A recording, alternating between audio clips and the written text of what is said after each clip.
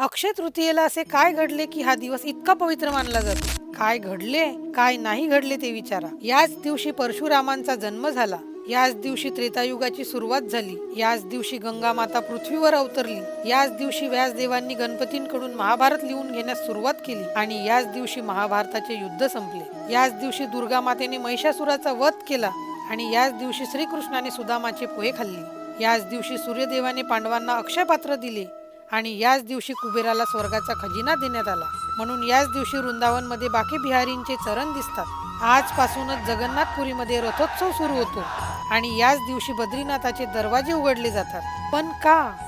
कारण ज्या दिवशी केलेल्या दानाच्या किंवा केलेल्या कुठल्याही कर्माचा क्षय होत नाही तो दिवस म्हणजे अक्षय तृतीया.